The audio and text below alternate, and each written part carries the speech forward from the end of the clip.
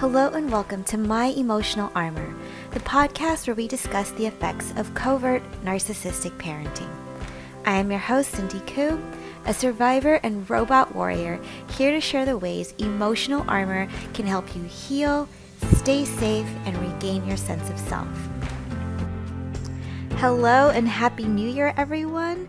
I'm excited to be kicking off Season 2 of My Emotional Armor with a topic that came in from a listener named Sarah Jo.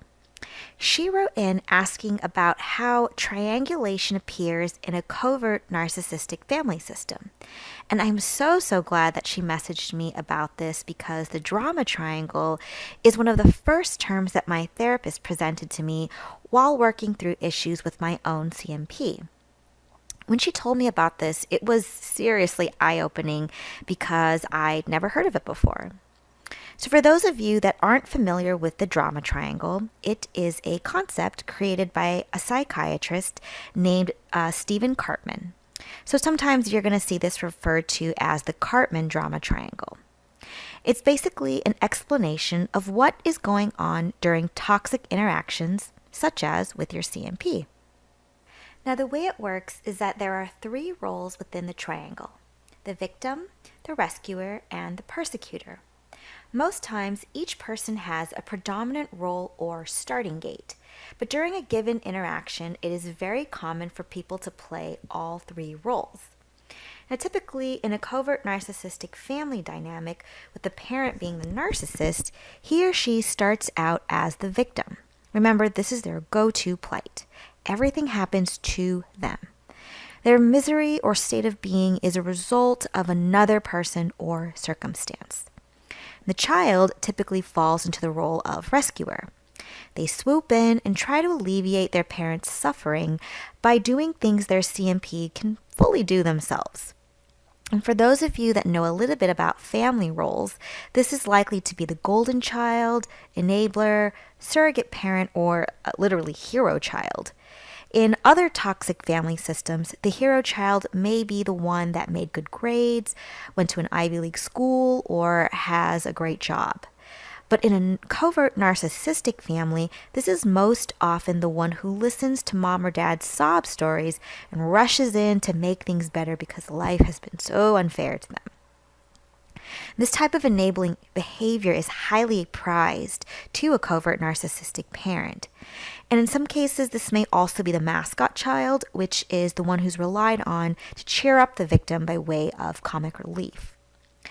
And finally, there is the role of persecutor. This is the person or circumstance that is, quote, making the victim miserable. It could be another sibling or relative, or even a challenging situation such as an upcoming move or large event. Now, for siblings, this is often the scapegoat or really anyone who tries to leave or challenge the covert narcissistic dynamic. They may call out the parent or reason with them, which is the CNP or victim will always perceive as a persecution. Now, the interesting thing here is that once everyone is entangled in the drama triangle, everyone becomes a victim of it essentially. Now, I want you to remember this point because I'm going to come back to it later in the episode.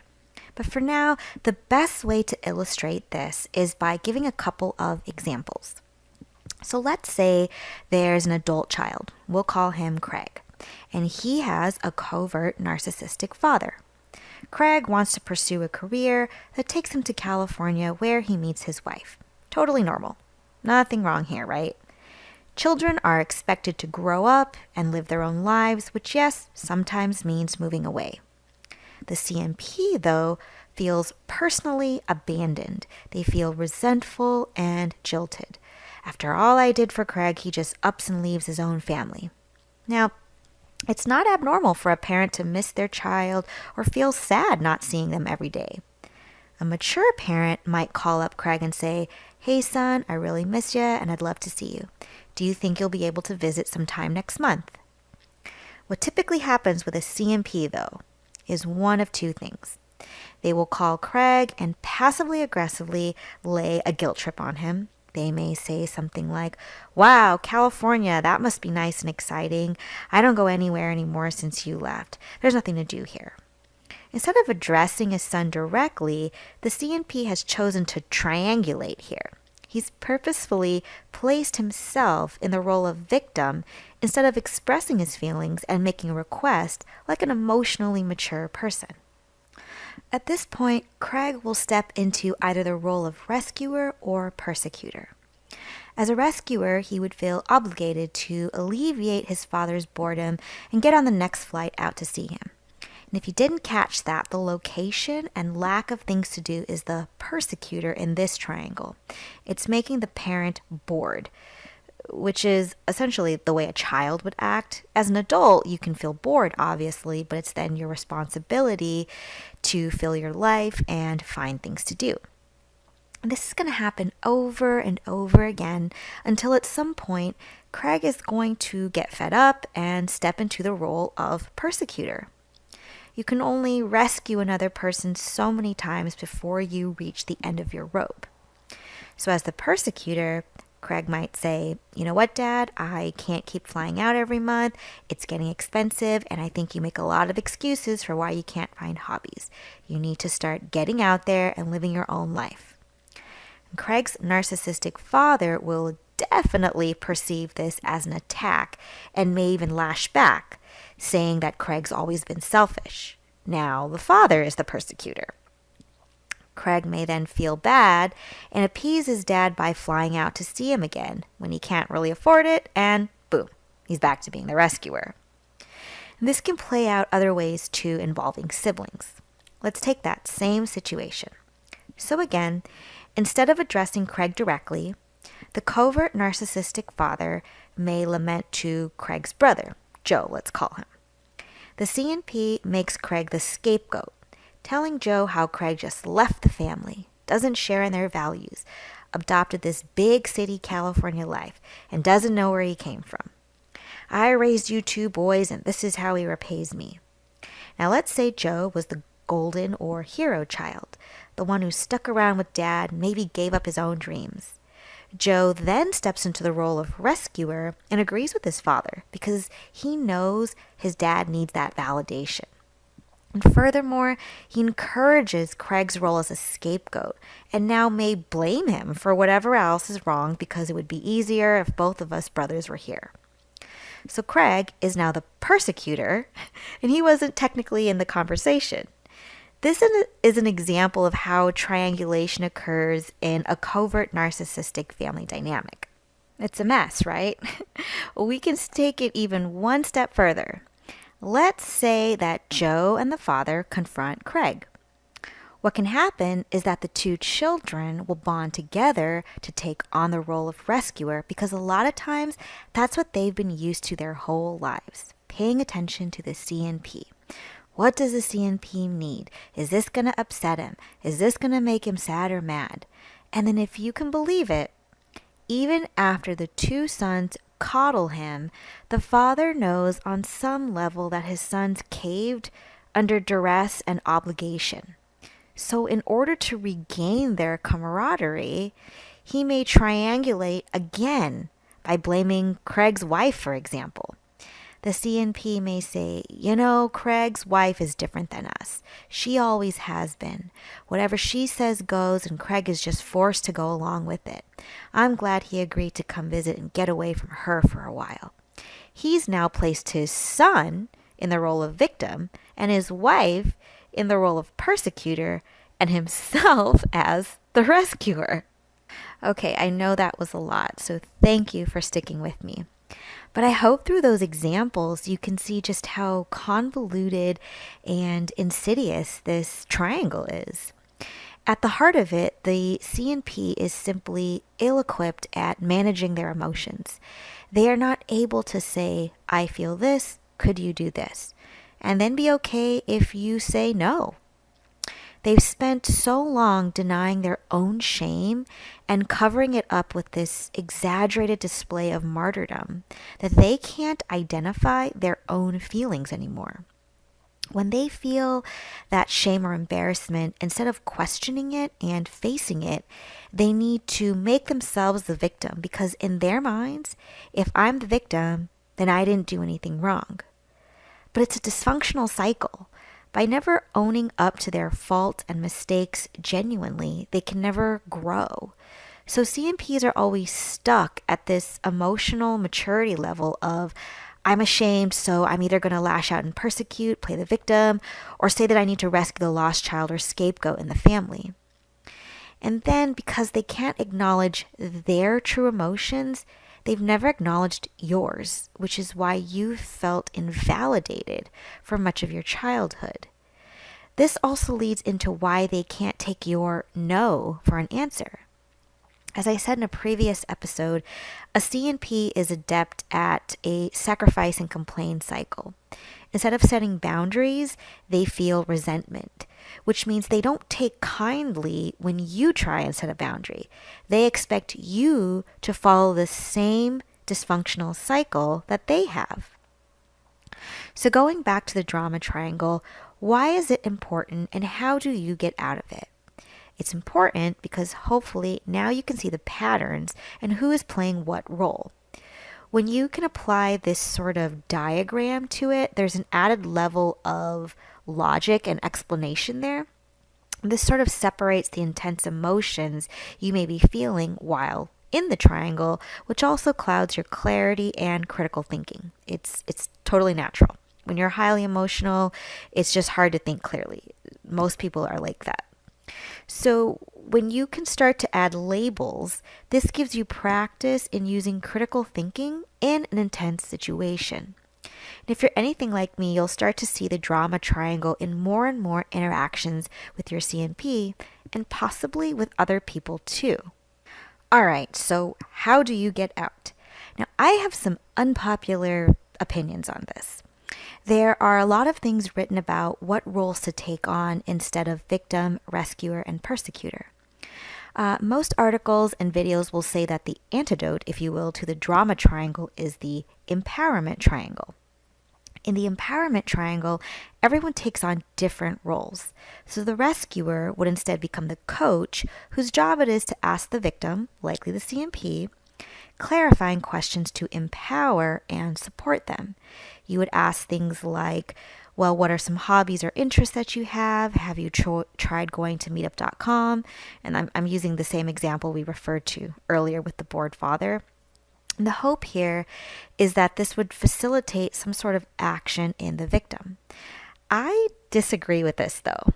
Number one, it's not your job to be your parent's coach. You're the kid, and you've arguably spent a lot of time trying to coach them already to no real change. I personally have tried to do this and found myself resentful and frustrated because my CNP responded to my clarifying questions with either an excuse or a threat. He would say, well, I have a lot of interest, but I just have no time. Or, well, it's easy for you to just get up and go do something. I don't have that luxury with all I have to take care of. So I'm going to argue that trying to be your CNP's coach is just going to leave you feeling like shit. So let's move on to the second recommendation in the empowerment triangle, which is to turn your role of persecutor into challenger. In this role, you would be motivating and encouraging yourself and the CNP to take accountability and action. Where the coach role was asking questions, this one is a more of a you can do it approach. It's more aggressive in a positive way. Nevertheless, I don't buy this one either. And when I say that, I mean that it doesn't work with a covert narcissist.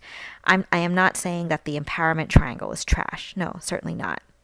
I just don't think it's effective in your situation. Reason being is that a CNP is entrenched in their own defeating circumstance. They're going to fight you tooth and nail no matter how positive and encouraging you are. I can tell you from experience, I have tried it all. I've given compliments and tried to be really positive and uplifting. And it would work for a day or a week max. But after that, my CNP would be right back in his same old shithole. And it's because that's where their comfort zone is. If they are a victim of circumstance, then they can't be criticized. And if they can't be criticized, then they won't feel shame.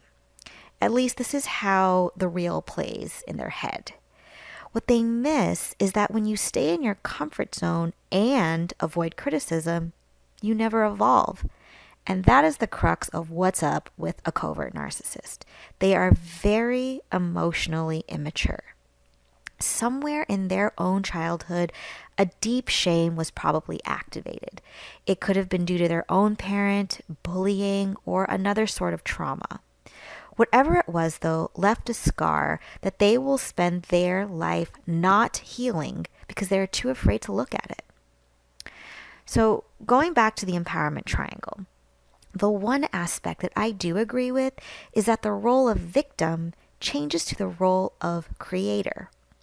If you recall, I said that in the drama triangle, we will all at some point play the victim. So that means that this creator title applies to everyone. As creators, we are all focused on our own growth despite the circumstances. The emphasis here is on choice and what you decide to do in the situation. If you are a fully functioning adult, you are responsible for yourself, not another fully functioning adult. So what exactly does this look like? Once you notice that triangulation is taking place, you have the choice to either exit the conversation or engage and possibly embody the challenger or coach role for this interaction. There may be times where you might want to learn more about your parent and ask the questions or give them the vote of confidence. But I want to really emphasize the moment where you stop, think, and make a decision for yourself. And the reason why this works well, in my opinion, is because the children of covert narcissistic parents were robbed of this very natural cycle of growth. You grew up reacting to your parent. As a child, it didn't occur to you to think about what's best for me right now because you always had your parent in the back of your mind. And I don't mean in the healthy way we should consider other people. I mean you were constantly weighing out, well, if I do this, then my mom will react this way. Or I'm not going to do this because I know it will make my dad sad. Your parents' continuous exaggeration of being a victim caused you to always feel bad for them and essentially always protect them. You almost lost the ability to make a decision without considering them. So now that you know what the drama triangle is, you'll probably spot this pattern early and often. Most times you're going to want to shut it down, honestly, and exit the conversation. If you feel yourself starting to lose your cool and you know what that feels like, you're not thinking clearly, your breath may be short, your heart's racing. If that happens, you definitely need to pull out of the triangle ASAP. But ideally, you don't lose your cool and you get out before then. And the way to do this is, I hear you, Dad. I'll make plans to get out there as soon as it's safe to travel. Hey, let's change the subject, okay? What are you having for dinner? I like to have 3 to 5 neutral topics on hand that I can ask my CNP about. These are things like the weather, food, what they did yesterday or over the weekend, or I may inquire about a family friend. I just cycle through these because I've made the choice to have a relationship with my CNP. So it satisfies that need for connection that I have, and in a way it makes my parent feel heard and connected as well. So I hope this episode was helpful for you, Sarah Jo, as well as the other listeners out there. 2020 was a crazy ass year, and I think we could all do with a little less drama. So stay safe out there and out of the drama triangle. Happy New Year, everyone, and I will see you all next month. Thank you again for tuning into this episode of My Emotional Armor. If you liked what you heard, please subscribe and leave a review. And if you have any topics you'd like to hear about on the show, please fill out the contact form online at myemotionalarmor.com. I'll see you guys next time, and as always, stay safe and armored up.